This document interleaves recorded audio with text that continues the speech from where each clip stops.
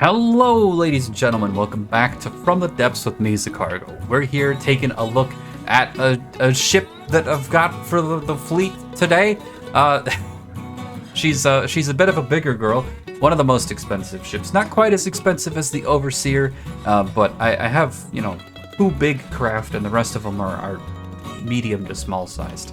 And this is the second big craft. Now this is the Vindicator. 677,000 materials, 36,000 volume. Primarily a missile craft. There's a lot to talk about with this thing, but really quick, let's just fix the lighting. Now you'll have to let me know what you think of that. I thought of that intro, because that took me quite a bit of time. I'm quite happy with how it came out. I think it could have been a little bit better in some places, but I like having sort of like a stinger to start off the whole thing. Anyways, on to the Vindicator. So, the Vindicator is primarily a missile craft, and it's got a bunch of little things going on with it defensively. First, let's go ahead and just kind of obliterate this Dryad over here, give a little bit of a weapons demonstration. So, we've got torpedoes, we've got those overhead missiles, we've got some front-launched launchable VTOL missiles up here. These aren't going to fire at the Dryad because it's too small. And then we've got an APS up in the front. Now, as you can see, Dryad does not really stand very much of a chance at all. I guess up first, it makes sense to start with the missile system. All of these are firing the same missile from this back launcher here. It is just APN signal processor, only one fin, 3 reinforced and 2 frags. So this whole thing is kind of designed to be a bit of an anti-tank oriented craft, and so we're staying away from HE damage as much as we possibly can. Sticking with frag here, and mostly kinetic. We've got a lot of missiles, so it's more important that they overwhelm the defenses and just keep landing hits than that they do like a super high amount of damage per shot. The missiles that we have up front here. Now, the whole point of these front missiles is to overwhelm defenses once again. These will launch first against larger targets, and they have a ton of HP, they're staggered, and they take a completely different arc when they approach a target. Something is exploding, and I'm not sure what it is. I'm sure that's fine. Anyways, they'll take a completely different path to the target, and they're highly reinforced. So hopefully they'll keep Seawiz distracted, they'll eat up interceptors, and they'll absorb damage from laser anti-munitions, while the primary lasers do their thing.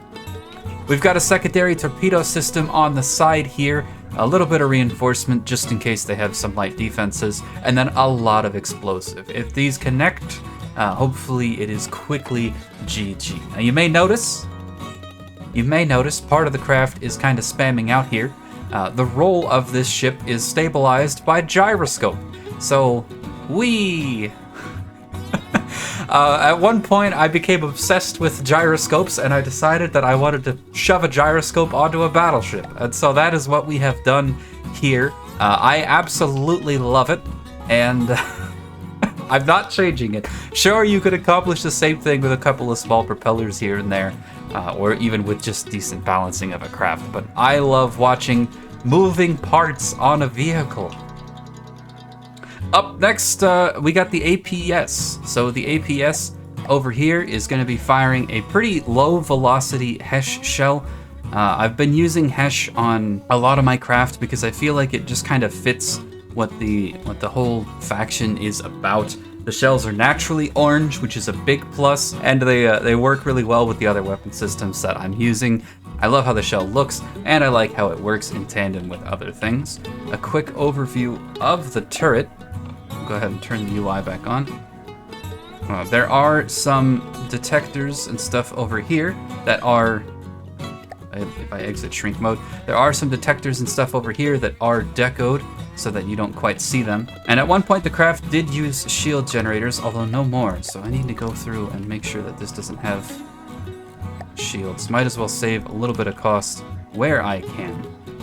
We got some cool decorative spikes poking through the thing just to break up the one flat spot on the hull here, because otherwise it looks quite boring.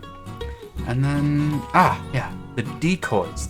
So we got a lot of decoys on this thing. We have up here these two little like horn things. We've got heat decoys and radar decoys. So I've spawned in an enemy to show off the decoys. So up here we've got heat decoys. These will reach a target temperature of 400. So if we take a look real quick through here, heat decoys 400. So front aerodynamic heating gets up to like 80 or 90. If it's going forward, it's usually retreating. Rear aerodynamic heating gets up to this 115. I think it tops out at about 120 in full reverse. Of course, it just has to go and prove me wrong there. But it'll hover around here. It doesn't get much higher than this. I don't know exactly the chance for hot things to get redirected to this, but I know it's pretty high. The idea behind the decoys is that whatever it's fighting will be in front of it. So even if the rear heat signature is 130 degrees, missiles are still going to be coming from the front, and they won't have line of sight, so they will target, hopefully, these decoys. Speaking of which, the decoys are placed above the whole thing, so that hopefully, if the missiles miss, then they'll fly a little bit past and then dive into the ocean. That seems to work quite well in my testing so far. And then we've got these radar decoys, which also have a pretty high chance. Now, I could turn the power usage on these up a lot higher to get bigger numbers than this 50 to 60%. I didn't want these to be up around the 80, 90 percentile because I want the missiles to spread out. I don't want them to focus on just the decoys. I want some of them to still target the hull. I want them to spread out across the hull. And I want the majority of them to split between these decoys, and hopefully some of them will miss, maybe a couple will hit, and maybe the damage will be spread out. This craft has some pretty decent repair capability. I don't remember exactly what it's at. It's something like 40 or 50 repair bots, and that's because it has a few things like this, like these little nubbins with the decoys on them. We've got something similar for sonar. So over here on both sides of this, we have 100 power use sonar decoys along 3 separate spots. The purpose of these sonar decoys, even with their really low power, is once again to spread the damage of torpedoes out. So with 20 to 25% chance, depending on how low we are in the water, of attracting a torpedo, this means that a lot of torpedoes will still target the hull, but many of them will be redirected towards these sonar decoys on the side, which are of course spread out, so that hopefully we mitigate the damage quite a bit. Combine the spread out damage with the repair capability, and hopefully this thing should be quite durable. Really quickly, if you want to see the stats on the laser anti-munitions, it's set to intercept at 400 meters.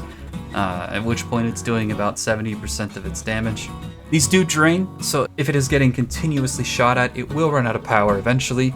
And, oh, that's another thing. I have power priorities set. Now, I don't do this for every single vehicle, but I have the multi-purpose laser sitting at -1. So everything else on the vehicle will be powered first before the lasers get recharged. This is because it needs to face its opponent, and it needs its ring shields to stay powered. Ring shields, everybody. Ring shields are something that I don't see too many people using. I love them for front-siding craft. So ring shields, when they break, they can poke a hole through like 100 meters of heavy armor. So in general, it is not optimal to have these anywhere where they can get damaged. But the thing about a front-sider is, as long as you stay pointed at the enemy, it's unlikely that your ring shields ever get damaged. And where are they? Here they are. It's unlikely that your ring shields ever get damaged. Inside of here, we have a whole bunch. This is giving us 12.6 to the armor class of our whole vehicle. Now, normally, something like stacked alloy only has an AC of 42. This is 2 layers of alloy, so stacked alloy only has an AC of 42.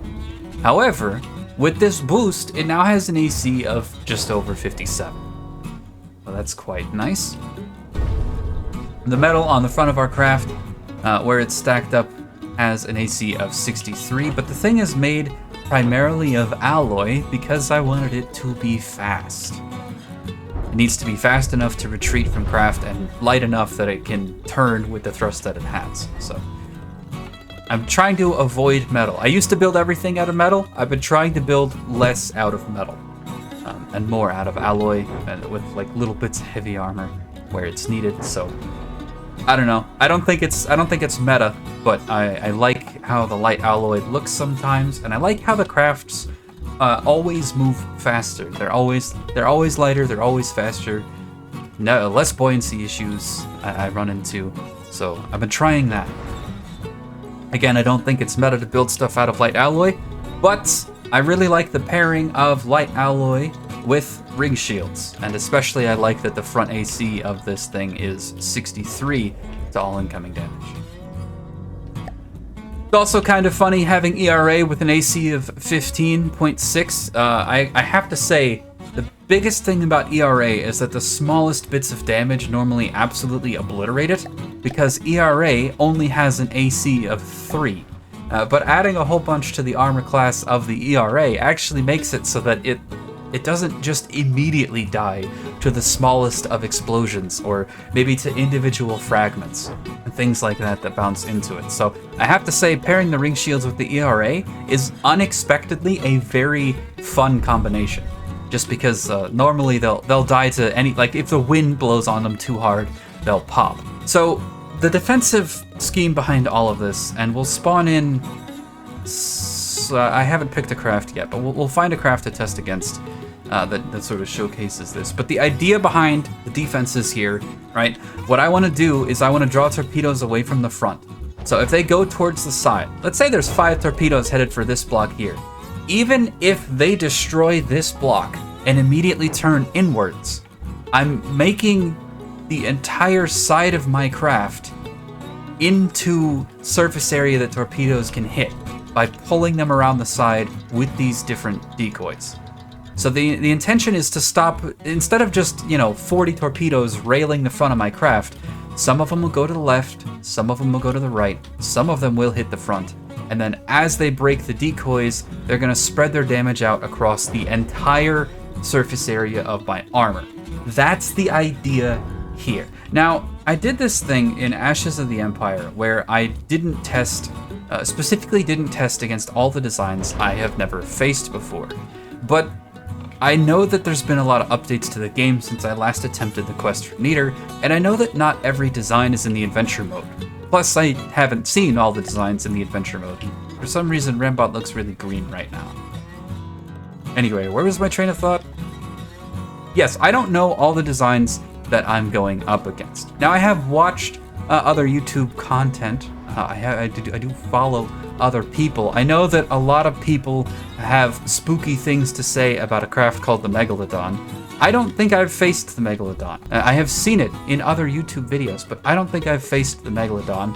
And I had someone tell me that I'm going to get completely wrecked, that they lost a campaign because of the Megalodon. So if you guys think that I should test against later game designs just to know what I'm going into for the Quest for Eater campaign, say so in the comments below. Specifically this Megalodon, because I have a friend who plays From the Depths who has warned me about it repeatedly. If you guys want to see the Vindicator fight the Megalodon, I think it's, yeah, so here it is. I found the Megalodon. It's 1.87 million materials. So the Vindicator being 680,000-ish. 3 Vindicators against a Megalodon might be a really interesting fight. If you want to see that, let me know. I'll just record the whole fight and upload the whole thing. If you guys don't want to see it, then I'm going to leave it a mystery. I don't want to go into the campaign knowing the outcome of every fight, so I've cut my testing to a minimum. That being said, I'm going to spawn in. We'll blow up this Dryad really quickly, and I'll spawn in something. I think we'll go maybe the Eerie from the Onyx Watch, because I've faced that quite a bit in the adventure. Maybe the Bulwark, something to that effect. Onyx Watch I know pretty well, so we're gonna go ahead and do the Bulwark as soon as give our weapons a chance to reload, so that it's a fair fight. And we'll spawn it a little further away than that. I don't know what the optimal range is for the Bulwark. Although, no, it has crams. We'll spawn it closer. Our optimal range is about 1600, so we'll give the Bulwark a bit of an advantage here. Spawn it closer.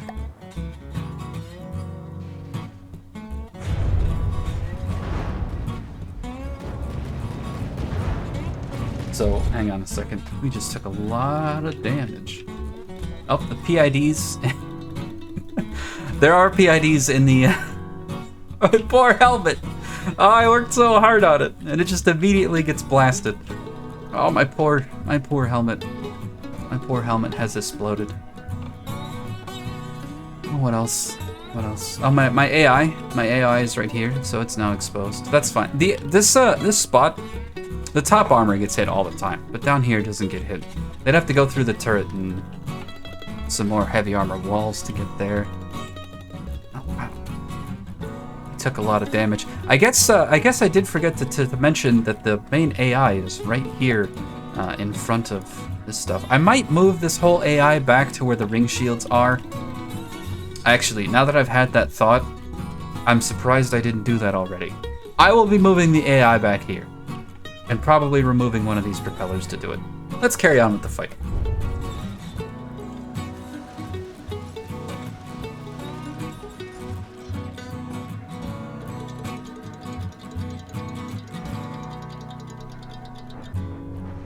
So these missiles are primarily kinetic, with a little bit of frag.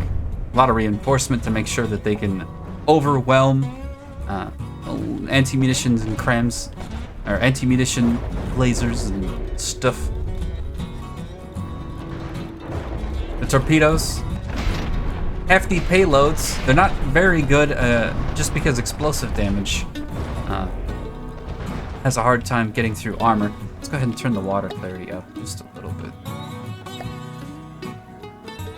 so we can see the torpedoes. Now the main little APS gun that we have on the Vindicator is probably going to be doing a lot of work here because Hesh can be really powerful versus Onyx Watchcraft. Go ahead and take a look. How much of damage have we taken? We're still at technically 100%. I definitely see a little bit of blocks being repaired. Looks like we fixed our face. That's quite nice.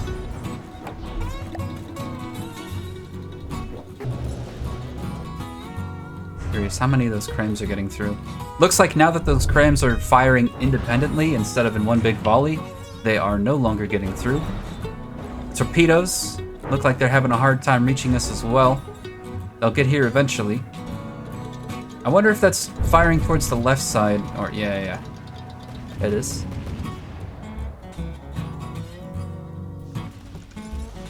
We still have a decoy up on that.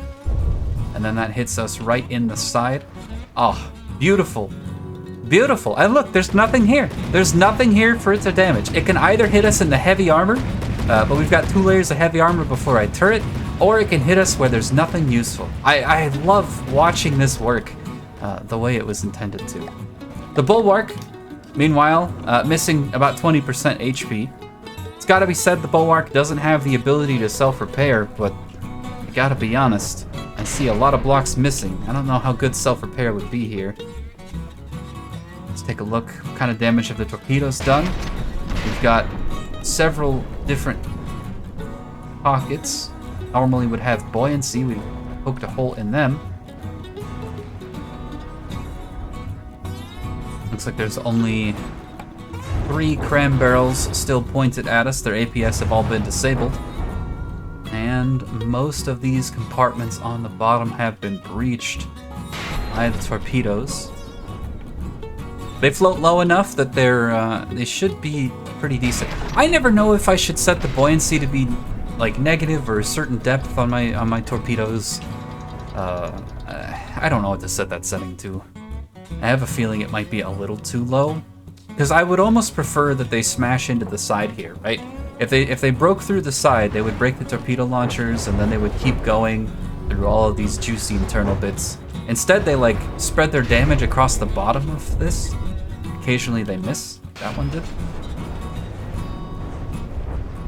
I don't know. I'm not sure what's better. Certainly with these big castle ships of the Onyx Watch, blowing holes in all of the scattered ones makes it so that they start to sink and list and can't move and all that stuff, which is quite fun. But yeah, I can imagine that for other ships, blowing holes all across the bottom is maybe not quite as useful. I also definitely don't want to miss smaller craft that don't sit as deep into the water. Maybe I should alter those torpedoes just a little bit. But it looks like the bulwark has pretty much been defeated. I mean, it lost a while ago. It's taking a while to die. But yeah, anyway, this has been the Vindicator. So I'm really happy with how this craft has come out. This one's gonna be up on the Steam Workshop when the channel hits 200 subs. There will be a few changes to it, namely it'll have a few more surge protectors. The AI will be moved from behind the turret to in between the ring shields. And let me know what you think of this. I imagine that people probably want to see a little bit more combat testing of the craft, which is something I've kind of been avoiding from the garage because I wanted to save most of the fighting for the campaign. I figured I'd give you a demonstration. Let me know if you want to see this thing fight, 3 of these, fight the Megalodon, because I haven't fought the Megalodon personally, and I have no idea how this thing will fare. But yeah, thank you all very much for watching. I've been Zicargo, this has been fun, and I'll see you next time. Bye!